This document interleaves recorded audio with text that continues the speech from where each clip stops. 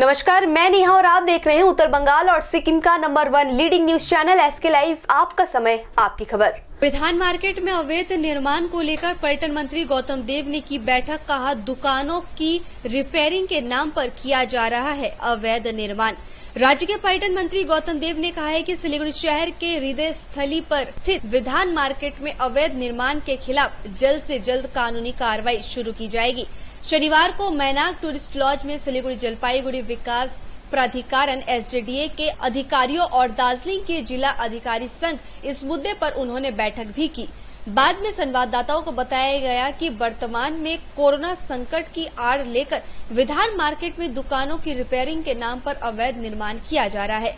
इसे कतई बर्दाश्त नहीं किया जा सकता है। इससे पूर्व भी इस तरह का काम हुआ था जिसके खिलाफ कार्रवाई की गई थी। अब पुनः वैसे ही हरकत की जा रही है। इसके खिलाफ जल्द से जल्द कार्रवाई की जाएगी। बैठक में एसजेडीए के चेयरमैन विजय चंद्र बर्मन, वाइस चेयरमैन नांटू पाल, सदस्य रंजन सरकार व कई अन्य उपस्थित थे। সম্প্রতি বিধান মার্কেটে বেশ কিছু বেআইনিভাবে দোকান নির্মাণের অভিযোগ এসেছে। সেই অভিযোগ নিয়ে ইতিমধ্যে এসজেডি তার বোর্ড মিটিংয়ে বিস্তারিত তারা আলোচনা করেছে। আজকে মিটিংয়ে সিও এসজেডি, জেলা শাসক দার্জিলিং এবং তাদের চিফ প্ল্যানার টিকে রায়, চেয়ারম্যান বিজয় চন্দ্র বর্মন, ভাইস চেয়ারম্যান নান্টু পাল এসজেডি এবং এসজেডির সদস্য এবং অপোজিশন কাউন্সিলরদের কোঅর্ডিনেটরদের লিডার রঞ্জন সরকার তারা উপস্থিত ছিলেন। একটা সহমতের সিদ্ধান্ত হয়েছে যে এসজেডিএর লিখিত অনুমোদন ছাড়া বিধান মার্কেটের যত্রতত্র এই বেআইনি নির্মাণ, যেটা এসজেডিএ এবং রাজ্য সরকার সবাই, ইউডি ডিপার্টমেন্ট সবাই এটা খুব কঠোরভাবে নিচ্ছে। শিলিগুড়ি শহরের মানুষ, ব্যবসায়ী সবার স্বার্থে একটা সুস্পষ্ট নীতির উপরে এবং নিয়ম শৃঙ্খলা মেনে বিধান মার্কেট পরিচালিত হওয়া উচিত। বহু মানুষের জীবন জীবিকা এবং এটা উত্তরবঙ্গের অন্যতম বৃহৎ খুচরা ব্যবসায়ের কেন্দ্র। কিছুদিন আগেও বিধান মার্কেটের একদম হৃৎপিণ্ডের উপর বেআইনিভাবে যে নির্মাণটা করার সাহস দেখিয়েছিল সেটা আমরা ভেঙে দিয়েছিলাম, দাঁড়িয়ে থেকে ভাঙতে হয়েছিল আমার। এবং সেখানে আমি নিজের উদ্যোগ নিয়ে ইউডি ডিপার্টমেন্ট এবং তার মন্ত্রী জনাব ফিরাদ হাকিম তার সাথে কথা বলে প্রায় 30 লক্ষ টাকা স্যাংশন করিয়ে ওখানে দোকানগুলো করে দেওয়া হয়েছিল এবং অনেকে গুনতি করে আশেপাশে ছিলেন তাদেরও ওখানে ঢুকিয়ে বিধান মার্কেটের ওই জায়গাটাকে একটা সুশৃঙ্খল অবস্থার মধ্যে আনা হয়েছে এবং ওখানে একটা বিধান রায় স্ট্যাচু, ওই ভিতরে একটা ফাঁকা জায়গা আছে, ওখানে করার সিদ্ধান্ত হয়েছে, সেটা আমরা করব। কিন্তু এই লকডাউনের সুযোগ নিয়ে ওখানে 12-14টা এরকম দোকান বেআইনিভাবে কেউ রিপেয়ারিংয়ের নাম করে, কেউ অন্য কিছুর নাম করে সেটা করছে। সেটা এসজেডির কাছে তার তথ্য প্রমাণ আছে। প্রত্যেক এই বেআইনি নির্মাণকারীদের যারা অতি সম্প্রতি এটা করেছে, এটা কয়েক বছর ধরে করেই যাচ্ছে, এগুলো বরদাস্ত করা হবে না। এদের নোটিশ, খুব দ্রুত নোটিশ এদের দেওয়া হচ্ছে। এরা সরিয়ে দিলে ভালো, সরিয়ে না দিলে এই মাসের মধ্যে যে কোনো দিন সেখানে গিয়ে আমরা আইনি পদক্ষেপ করে বেআইনি নির্মাণগুলোকে সরিয়ে দেওয়া। এই ব্যাপারে কোনো আপোষ, আলোচনা, কোনো কিছু, কোনো স্কোপ নেই। তারা বৈধ কাগজ না দেখাতে পারলে অবৈধ বেআইনি নির্মাণ সেটা করা যাবে না। সেটা আজকে সিদ্ধান্ত হয়েছে। এটা এই পদক্ষেপ এবং এই প্রক্রিয়া আমরা এই মাসের মধ্যে কমপ্লিট করতে চাই। আমার 9টা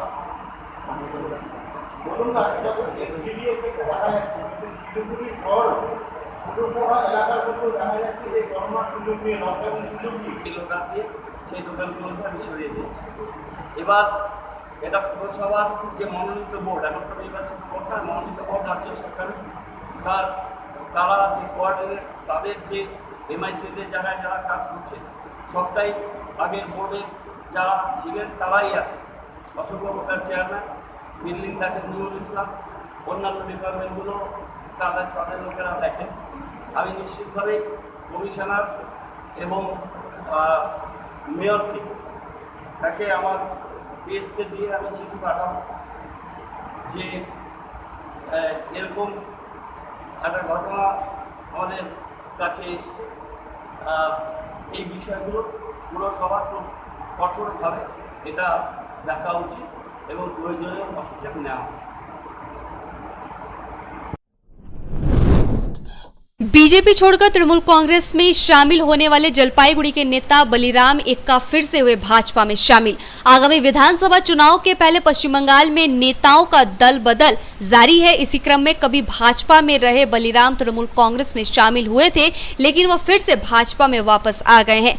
जलपाईगुड़ी के 4 नंबर गुमटी स्थित अस्थायी कार्यालय में आयोजित पार्टी कार्यालय में जलपाईगुड़ी के भाजपा अध्यक्ष बापी गोस्वामी ने उनको पार्टी का झंडा देकर उनका स्वागत किया।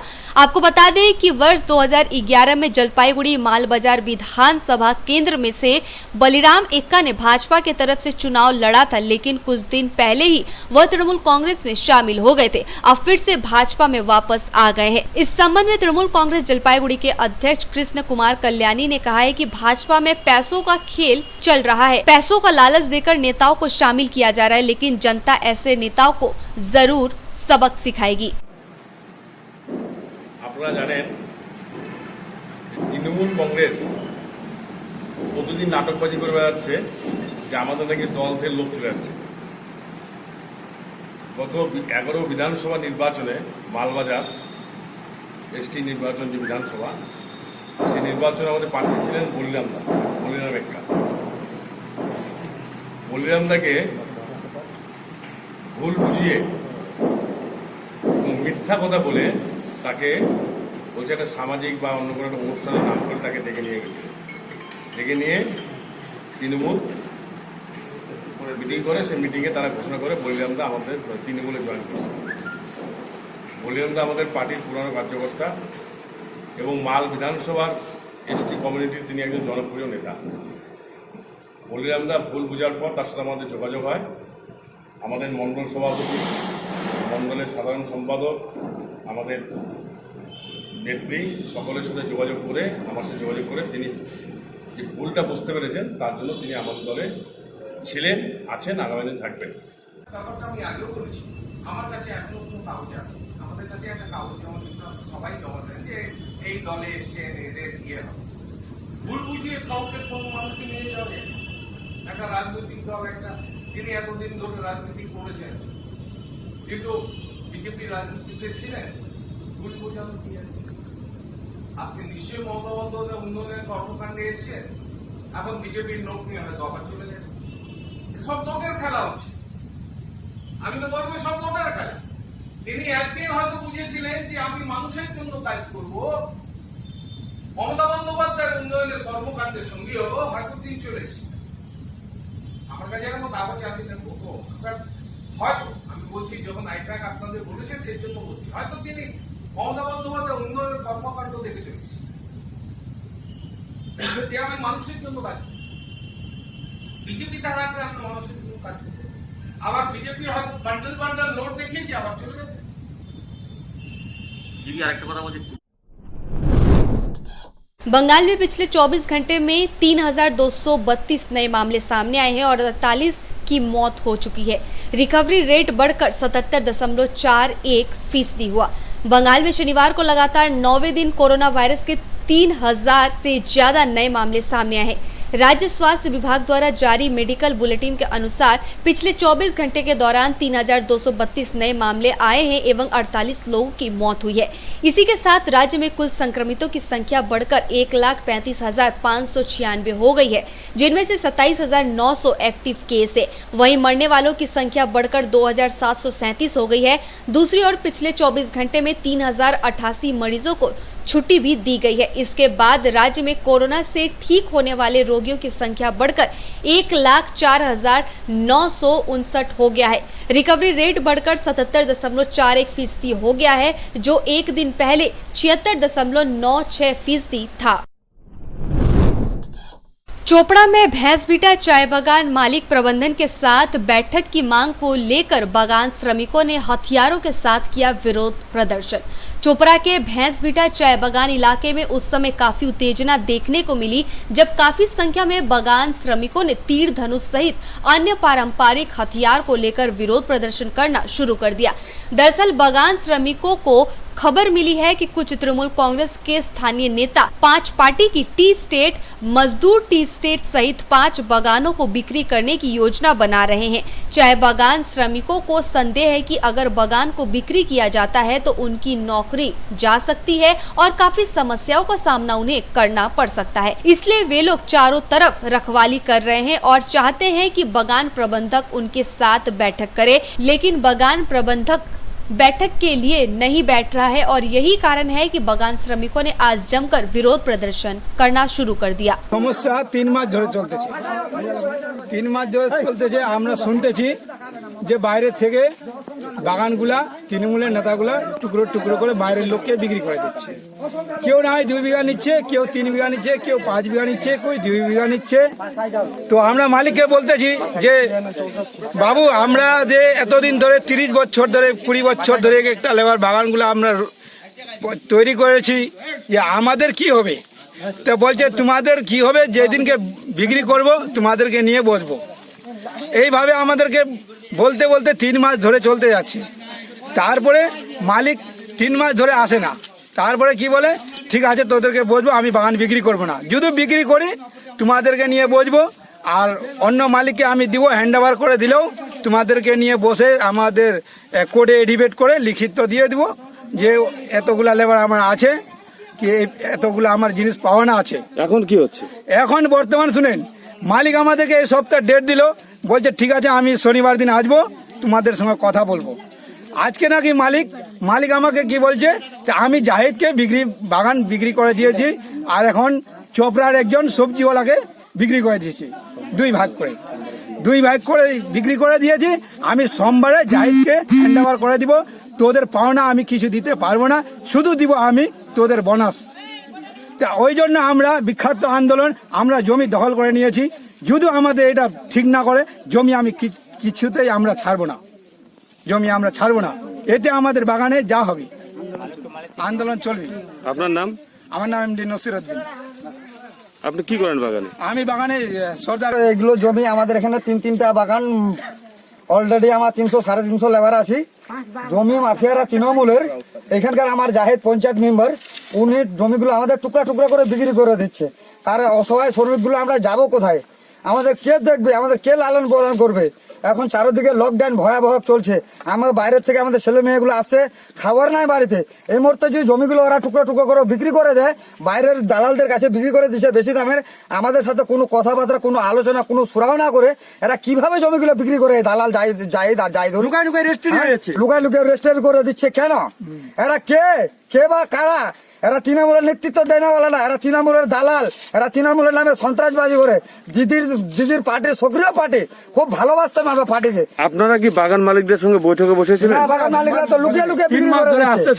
3 মাস ধরে বাগানে আসতেছে না, পেমেন্ট আমাদের দিচ্ছে না ঠিক মতো। আমরা ঠিক মতো খাওয়া দাওয়া পাচ্ছি না। আমাদের যে কোটার যে রেশন গুলো আছে, আমরা এইগুলো খেয়ে দিয়ে কোন রকম সংসার করবো। এখন আপনারা কি চাচ্ছেন? এখন চাচ্ছি আমাদের বাগান মালিক গুলো আমাদের সাথে আসুক, আলোচনায় বসুক, একটা সিদ্ধান্ত ঠিক করুক। এখন যদি জমি বিক্রি করে, ওদের যদি অতই প্রয়োজন আছে যে আমরা এখানে বাগান রাখতে পারবো না, বাগানে আমাদের হানা হচ্ছে, তাহলে আমরা শ্রমিকগুলো বলছি যে আমরা যা পাই 1 বিঘা 10 কাঠা, 1 বিঘা 10 কাঠা, 2 বিঘা, যার যতটা ক্ষমতা শক্তি আছে, আমরা বাড়ি ঘরের যা আছে বাড়ি ঘর বিক্রি করে আমরা এখানে লেবাররা কিনতে চাই, শ্রমিকগুলো কিনতে চাই। যা সরকারি ন্যায্য রেট আছে সেই রেটেই আমরা কিনতে চাই। না হলে মালিক ট্রান্সফার করে দোক, মালিক ট্রান্সফার হলে তাতে আমাদের কোনো আপত্তি নাই, রদ বদল করে দোক, তাতে আমাদের আপত্তি নাই। কিন্তু এরা যে তৃণমূলের দালাল গুলো টুকরো টুকরো করে বিক্রি করতে জমিগুলো 2 বিঘা 4 বিঘা 5 বিঘা 10 বিঘা, তাহলে আমাদের কে কাজে নেবে? আমাদের কেউ কাজে নেবে না। এরা আগেই আমাদের হুমকি দিয়েছে তোমাদের আর কাজ নেই, তোমাদের। যদি আপনাদের দাবি পূরণ না হয় তাহলে আপনারা কি করবেন? আমাদের দাবি পূরণ না হলে স্যার আমরা বৃহত্তর আন্দোলনে যাব। বিরক্ত না, বাগান দখল করবো। বাগান দখল করবো, আমরা বাগান দখল করে নিয়েছি, আজকে আমরা খুঁটি কাটা গাড়ি নিয়েছি, আমরা খুঁটি খাটা গাড়ি দিয়েছি, আমরা লেবার কমিশনারকে জানা দিয়েছি, বিডিও সাহেবকে জানা দিয়েছি, থানা আইসি সাহেবকে জানা দিয়েছি, জানা দিয়েছি। প্রত্যেক জায়গায় জায়গায় আমরা যেসব দরজায় ঘুরতে হয়, যে জান্নায় ঘুরতে হয়, আমরা সব জায়গায় পৌঁছা দিয়েছি আমার কাগজপত্র। যদি তাতেও আমাদের কোনো অ্যাকসেপ্ট নেয় না, কোনো আলোচনাই করে নেয় আমাদের সাথে, তাহলে আমরা বৃহত্তর আন্দোলনে যেতে বাধ্য। আমরা যদি এই বৃহত্তর আন্দোলন করতে যদি আমাদের মরতে হয় মরবো, যদি প্রাণ যায় যাবে, তাতে আমাদের কোনো দুঃখিত না। আমরা দু হাত তুলে বলছি, সবাই হাত তুলে, সবাই প্রথম কথা হলো তৃণমূলের উপরে কাদা ছিড়ালে হবে না। ওরা নিজেই নিজেদের মধ্যে লড়াই করে নিজেই জমি দখল করতে গিয়েছে। আজকে খতিয়ানভুক্ত জমি মালিক মুক্ত হয়ে শ্রমিকের উপরে বা কারো উপরে হয় বা নেতার বিরুদ্ধে প্রেসার দিয়ে জমি বিক্রি করতে যায়নি।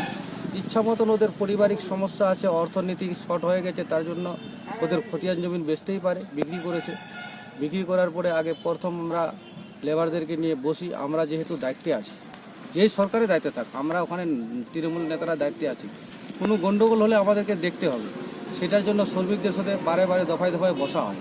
শ্রমিকদেরকে বলা হয় যে তোমরা আগে জমি কিনতে পারলে কিনে নাও, যতটুকু করে করতে পারো। আজকে তোমরা পরের গোলামি করতেছ। আজকে যদি নিজে 10 কাঠা করে জমি হয়, তোমরা করে খেতে পারবা। তার জন্যে অনেক শ্রমিকরাই জমি নিয়েছে, ওখানে শ্রমিকরাই নিয়েছে, প্লাস যারা বসে দিন কাটাইতো, যাদের ভাষা ভেঙে যাচ্ছে, তার জন্যই ওরা লাফালাফি করতেছে বিরোধীকে নিয়ে। আমাদের এখানে কোনো ইয়ে নাই। মানে মালিকরা কি স্বেচ্ছায় বিক্রি করছে? মালিকরা স্বেচ্ছায়, মালিকের স্টেটমেন্ট নিয়ে নেন আপনারা, মালিকরা স্বেচ্ছায় বিক্রি করেছে। মালিকরা এটাই বলছে, ভাই আমাদের অর্থনৈতিক অবস্থা খারাপ আছে, আমাদের পরিবার ভেঙে গেছে, আমাদের জমিটা বিক্রি করে দাও। যেহেতু আমরা দায়িত্বে আছি, আমরা ওই জমিকে অবহেলা করতে দিব না বা ওখানে কাউকে জোরদম করতে দিব না। আজকে যেটা হলো, মালিকের খতিয়ানভুক্ত জমিতে জোরদম দখল করে খুঁটি গাড়া হচ্ছে, এটা কোন আইন? এটা তৃণমূল নেতারা কি বাতাই দিয়েছে? তৃণমূলের নেতারা রক্ষা করতেছে যে বাগানটা টিকে থাক, শ্রমিক ঠিক থাকবে, আমরাও ঠিক আছি, শ্রমিকের পক্ষে আমরা আছি। শ্রমিকদেরকে নিয়ে আপনারা কি ভাবছেন? তাদের অবস্থাটা কি হবে এখন? তাদের অবস্থা, যারা কাজ করতেছে তাদের জমি পাবে। জমি যেরকম সব শ্রমিকরাই জমি কিনছে, ওদের জন্য একটা ছাড় দেওয়া হয়েছে। বাইরে যদি 7 লাখ টাকা করে একর বিক্রি হয়েছে ডাঙ্গাডাঙ্গি মজায়, ওদের জন্য 5 লাখ টাকা বা 4.5 লাখ টাকা একর দেওয়া হয়েছে। ওদের পয়সা কম দিয়ে মালিকের কাছে থেকে নিয়ে দিব। ওদের জন্য আমরা আগে ভাববো, তারপরে যেটা বাঁচবে সেটা বিক্রি করব। সবাই যদি শ্রমিকরা জমি চায়, তাহলে সব বাগানটা তো আজকে যেরকম দখল হলো, সেইভাবেই সবাই দখল করে নিয়ে মালিক তো এক পয়সা পাবে না। ওদের বক্তব্য আছে কি আমরা পয়সা দেবো না, আমরা এমনি দখল করে নেব। সেটা আমরা অন্য জায়গার মতন এই জায়গা হতে দিব না। যা নিবে সম্মান দিয়ে বা মালিকের কাছ থেকে বলে বা কারো কাছ থেকে বলে ওরা আমাদের কাছে আসুক, আমরা আলোচনা করে নিয়ে দিব, 100 বার নিয়ে দিব। আপনার নাম? আমার নাম জাহিদুল রহমান। কি পদে আছেন? আমি আইএনটিটিসি জেলার কোষাধ্যক্ষ আছি। এটা হচ্ছে আমাদের এই ঘোষপিটিয়া সোনাপুর হাতিয়া অঞ্চল এলাকায় একটা জমি মাফিয়া একটা টিম হয়েছে, যারা তৃণমূলের সঙ্গে পার্টির সঙ্গে বিলং করে। এরা কি করছে, মালিকদেরকে চমকায় মালিকদেরকে বাগান বিক্রি করার জন্য মালিকদেরকে রাজি করাচ্ছে এবং প্লট করে বাগান বিক্রি করার একটা চক্রান্ত চলছে। প্লট করে বিক্রি হলে শ্রমিকদের যে কাজ হারাবে, এই আশঙ্কায় শ্রমিকরা আন্দোলন করছে। শ্রমিকের হয়ে আমরা জোটের তরফ থেকে এবং সিটু আইনটিসু শ্রমিক ইউনিয়ন লিডাররা আমরা বিডিও, আইসি এবং লেবার ইন্সপেক্টরের খান ইসলামপুর আমরা গেছি, কথা বলেছি। ওনারা আশ্বস্ত করেছেন, কিন্তু ওনারা এই অবধি কোনো স্টেপ নিতে পারেননি। তো লেবারদের মতো আন্দোলন করতেছে। আমরা ওনাদের শ্রমিকদের পাশে আছি। তো এই চক্রান্তটাকে রুখতে হবে, কীভাবে রোখা যায়, আপনাদেরও আমাদের সহযোগিতার প্রয়োজন আছে। এবং আমরা চাইছি শ্রমিকরা যা কাজটা থাকুক, শ্রমিকরা যাতে এলাকায় যদি এইভাবে চলে, শ্রমিকরা কাজ যদি হারায়, তো দুর্ভিক্ষ নেমে আসবে। এটা আমাদের আর বিকল্প কোনো রাস্তা নেই এই এলাকার শ্রমিকদের। একটু লকডাউন চলছে, বাইরে তো শ্রমিকরা যেতে পারবে না, এরা এটুকুই করে খাচ্ছে। আপনার নাম? আমার নাম মোহাম্মদ শাকির আলম। আপনি কোন পদে আছেন? আমি ট্রেড ইউনিয়নের এনপিডব্লিউ জেলা কমিটিতে আছি, জেলা কমিটির ভাইস প্রেসিডেন্ট আছি। মানে আপনি জোটে আছেন? হ্যাঁ, জোটে। खुशखबरी, 73 दिनों में आ जाएगी भारत की पहली कोरोना वैक्सीन। देशवासियों को फ्री में लगेगा टीका। इस समय भारत ही नहीं पूरी दुनिया को कोरोना वैक्सीन का बेसब्री से इंतजार है। इसी बीच भारत की पहली कोविड वैक्सीन को लेकर अच्छी खबर आ रही है। एक रिपोर्ट के मुताबिक भारत की पहली कोरोना वैक्सीन 73 दिनों में आ जाएगी। यह वैक्सीन कोविशील्ड होगी, जिसे पुणे की कंपनी सीरम इंस्टीट्यूट बना रही है। इस रिपोर्ट के मुताबिक राष्ट्रीय टीकाकरण कार्यक्रम के तहत भारत सरकार अपने नागरिकों को मुफ्त में टीके लगवाएगी। Serum institute of India SII के अनुसार सरकार ने उन्हें एक विशेष निर्माण प्राथमिकता लाइसेंस दिया है और ट्रायल प्रोटोकॉल की प्रक्रिया को तेज कर दिया है, जिससे 58 दिनों में ट्रायल पूरा किया जा सके। इसके तहत फाइनल फेज तीसरे चरण में ट्रायल का पहला डोज आज से दिया गया है। दूसरा डोज 29 दिन के बाद दिया जाएगा। फाइनल ट्रायल डेटा दूसरे डोज दिए जाने के 15 दिनों के बाद आएगा। इस अवधि के बाद कोविशील्ड को बाजार में लाने की योजना है। सुशांत सिंह राजपूत के घर पर 6 घंटे तक रही CBI की टीम। फ्लैट में आत्महत्या के सीन को किया रिक्रिएट।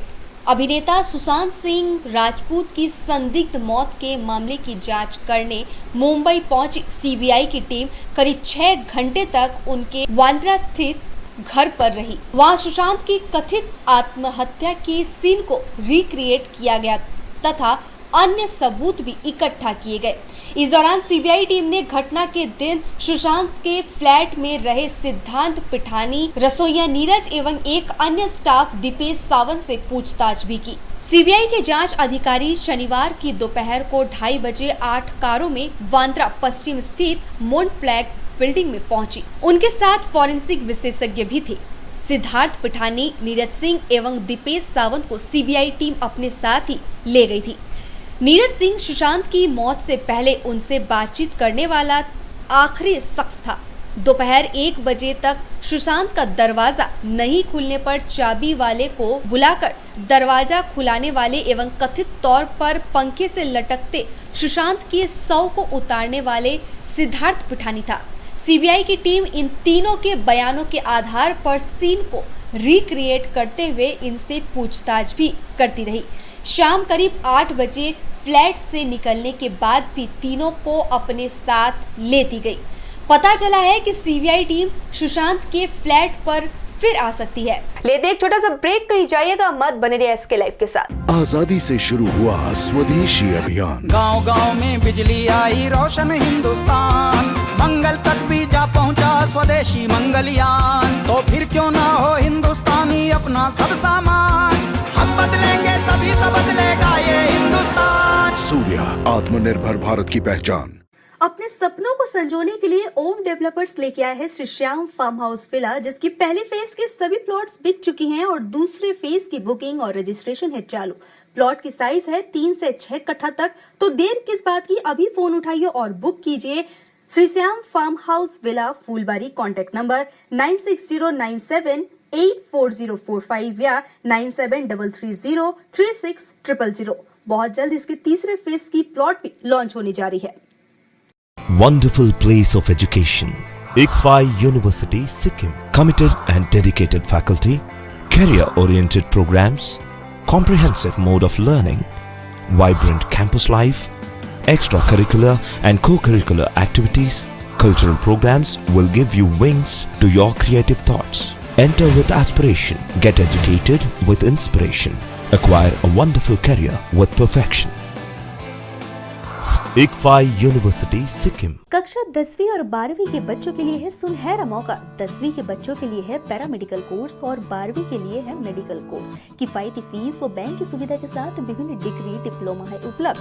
सभी स्ट्रीम के बच्चों के लिए खुली है state nursing council and Rajiv Gandhi university and health science and paramedical board, government of Karnataka से मान्यता प्राप्त अतन paramedical and nursing college. Contact number 8016235569, Champasari, Siliguri. आज जहां कोरोना से सभी ये परेशान, हम लाए हैं कमाने का तरीका आसान। 21वीं सदी में महिलाएं आत्मनिर्भर होकर स्वाभिमान के साथ जीना चाहती है। अगर आप एक गृहिणी हैं और घर से ही मुनाफे वाला व्यवसाय करने का सोच रहे हैं तो आपके लिए सुनहरा मौका लाए हैं टपरवेयर के सिलीगुड़ी स्थित पूरे नॉर्थ बंगाल के डिस्ट्रीब्यूटर नारायणी पार्टी सेल्स। तो सोचिए नहीं, स्क्रीन में दिए गए नंबर में संपर्क कीजिए और विस्तृत जानकारी लीजिए। घर बैठे पैसे कमाए, आज ही फ्री मेंबरशिप लीजिए, अपने सपनों को पूरा कीजिए। मुश्किल की इस घड़ी में आपका साथ ही सिर्फ टपरवेयर के लिए एसके लाइव ही बेस्ट ऑप्शन है। एसके लाइव का इस क्षेत्र में 24 घंटा टेलीविजन, एंड्रॉइड ऐप और वेबसाइट पर प्रसारण होता है। सोशल मीडिया पर भी हम उपलब्ध हैं। हमारी व्यूवरशिप 9 लाख से अधिक है। सिक्किम,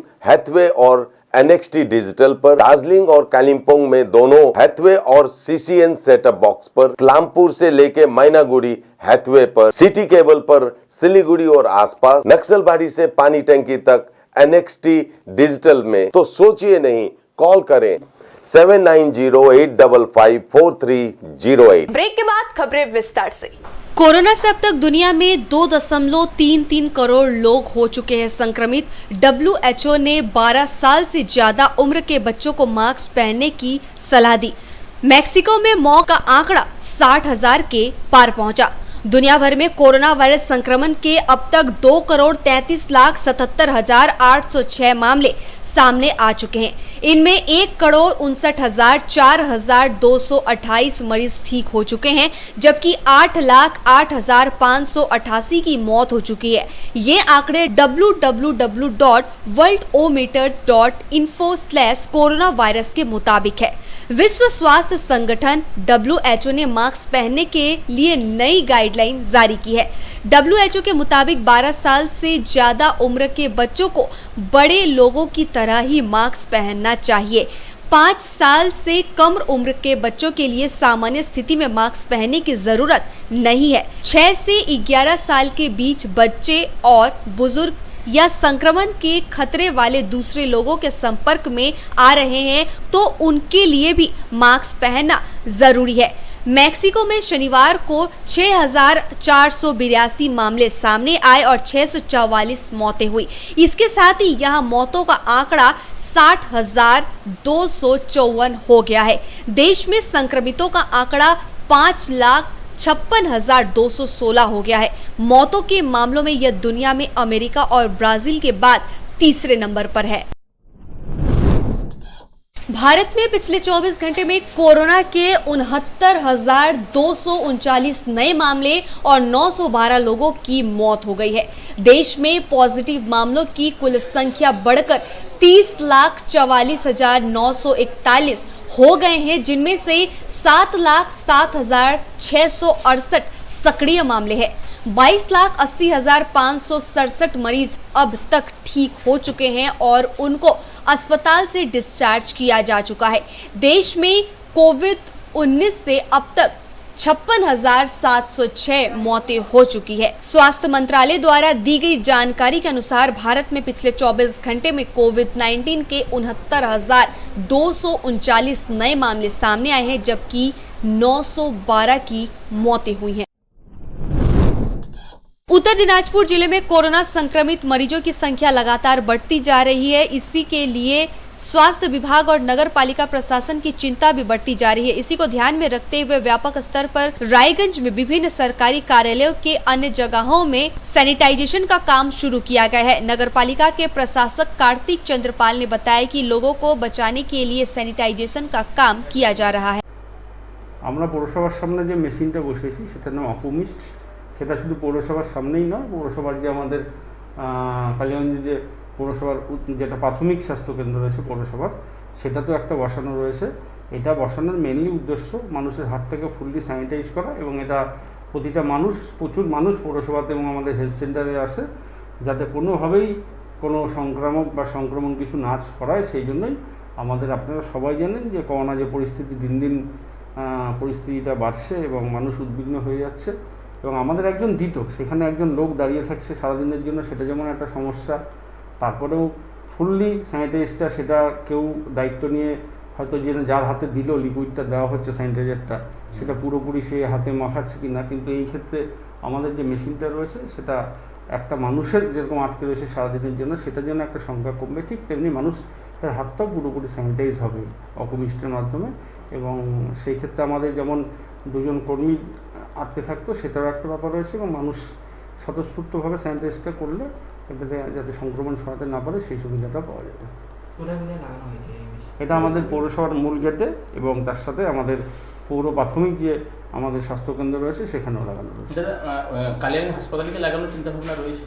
ব্যয় সাপেক্ষ কীরকম এবং কতটা কীভাবে চলে, কতটা লোড নিতে পারে তার উপর বেস করে, হসপিটাল মানে তো একটা হিউজ সংখ্যক লোক, সেখানে আমাদের পৌরসভার থেকে অলরেডি যখন থেকে এই করোনা শুরু হয়েছে আমাদের একজন দেওয়া রয়েছে। তবু আমরা দেখব যদি সেই ক্ষেত্রে সুবিধা হয়, এবং একটা খরচেরও ব্যাপার রয়েছে, হসপিটালের লোক যাতায়াতের পরিমাণটা ম্যাক্সিমাম, সেই জায়গায় দাঁড়িয়ে সেখানে এখন আমরা হ্যান্ড স্যানিটাইজার বা আমরা অন্য কিছু ইউজ করবো না, এই মেশিনটা দিব, সেটা আমরা একটু আরকেএসএ মিটিংয়ে চিন্তা ভাবনা করে তারপর সেটা। দাদা আরেকটা কথা হচ্ছে, এই কি আমার কালিয়াগঞ্জে বিভিন্ন ওয়ার্ডে কি আপনারা এই ধরনের মেশিন বসাবেন?